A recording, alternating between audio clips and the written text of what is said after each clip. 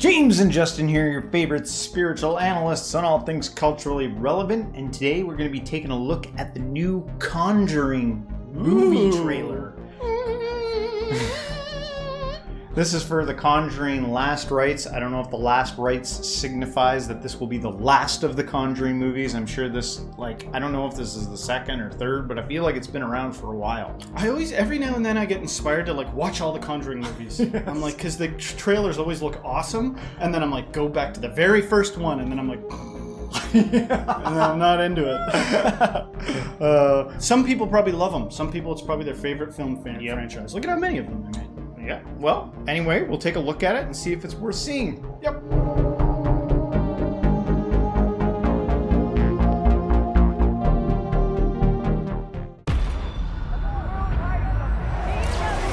The devil has come to Pennsylvania.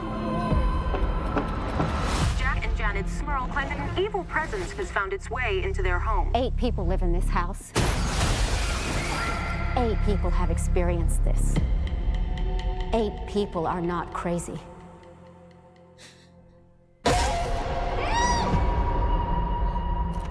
So, when did this start? Heather's confirmation. 7th of September. There's something in the attic. Ed, there's an evil here. Something I've felt before.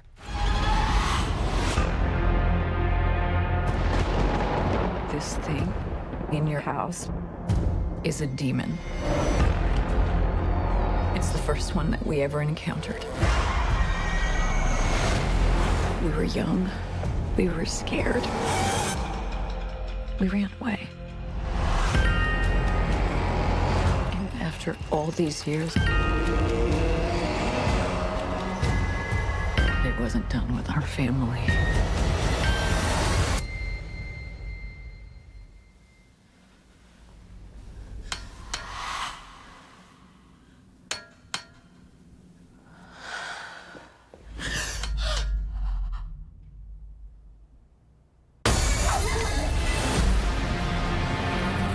Saint Michael, defend us.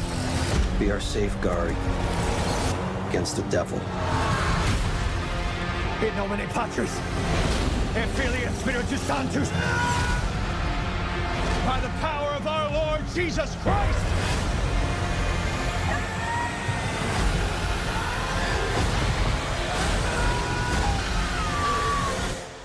I don't know how to protect you this time.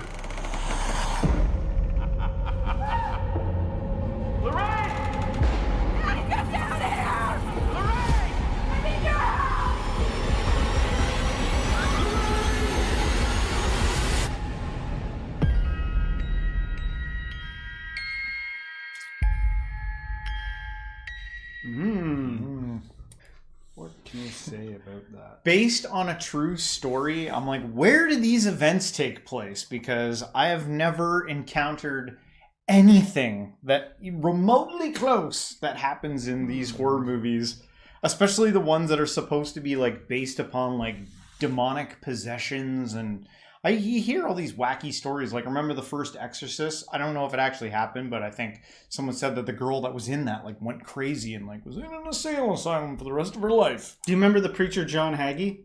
I do. Yeah. He was a heavy set preacher. He was a big guy. Yeah. I don't know how tall he was, but he was wide, which is important to me, spiritual people. And hey, man, there's spiritual people I respect that are on the little overweight side. But it says something about your groundedness when you can't control something like that, but you're telling people's things. Anyway, one of the stories he told was about that.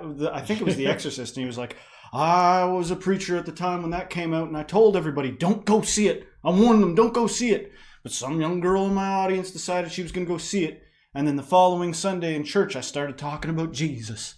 And she started winding in the seats and slithering like a snake. And then I told the what are they called? The guys that work at the church. I said, grab her! And we all tried to cast the demon out of her, and we couldn't do it. And she's in an insane asylum to this day. That's crazy. But now, it's weird. Our kids, you can't barely scare them.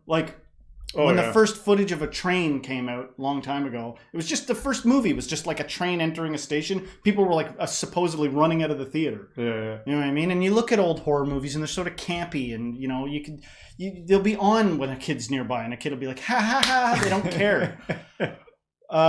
So it's hard to cause that. But did ever that be the case, that somebody go insane from something like that? Yeah. And does it have anything to do with the actual demons, or is it because you'd warned everybody, you son of a bitch? Yeah. Maybe if you hadn't have said that, you wouldn't have hypnotized people into thinking they were possessed.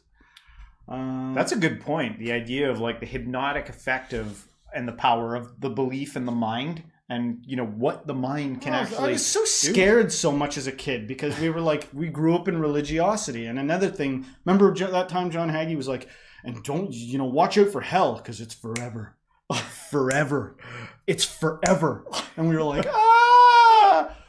Like, that's what the Christian kids, are being raised with. This, like, indoctrination of fear. Yeah. And redemption, you slimy piece of grub crap. Lord died for you, so stand up straight and fly right.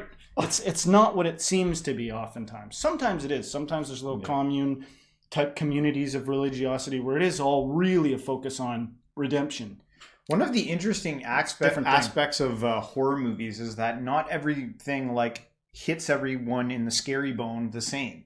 Like for me, when I was young, I had no problem watching like zombie movies and like Freddy Krueger, Jason, and stuff like that. And it was very easy to get access to that stuff back in the day. Regardless of your age, in movie stores and stuff like that were on every corner, and you'd find a way to watch the latest Freddy movie. But like the movies that scared me didn't typically always scare everyone else. Like one movie that came out, it's probably been a while, a couple of years now, but I thought Smile was scary. And like, so I know people in my house that are younger than me that are like, Dad, that was a clown show of a movie. Yeah, I didn't think it was scary. Yeah, I thought the Blair Witch Project was scary when that came out. Yeah, it was, but I was pretty damn young when that came out, and the internet was not like good enough to verify that it wasn't real. And you go to that, and people would be like, "This is found footage. Yeah. This is real." And I was so young, I probably snuck in to see it. It was the first movie done with like a camcorder that kind of like, I don't know, added to the extra creepy, eerie vibe maybe. By the time they show that person standing in the corner by the end, and then it ends abruptly. Yeah, you go home and you're like, I'm not sleeping. What was the other movie? You should have said spoiler alert. You've ruined it now. Oh, sorry. 30-year-old movie or whatever it is. What was I going to say? Another, what freaked me out? This is going to sound probably so lame. We might lose subscribers for me admitting this. I thought Mothman Prophecies was scary because at the beginning of it, they're like, this is based on real accounts. You can Google the whole Mothman thing. Yeah. It's like kind of based on a real thing. Yeah. And as a kid, it freaked me out just because this entity was tormenting multiple people. They were like, we've all seen this thing. Yeah. And it looks at us at night. You know what I mean? It creeped me out. You know what movie got me when the scariest movie for my entire childhood was the original Flatliners, and I don't know why.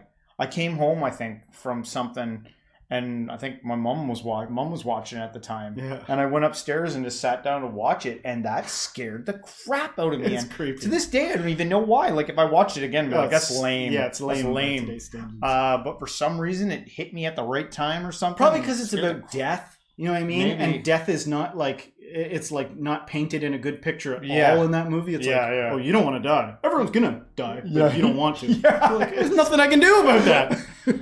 I have to go through this. Yeah. All these different ways of generating fear within us. But in terms of this movie, the trailer looks pretty cool, man. Like I said, these movies are on point with the trailers to me. I always want to see them. Might kindle in me to binge watch them all.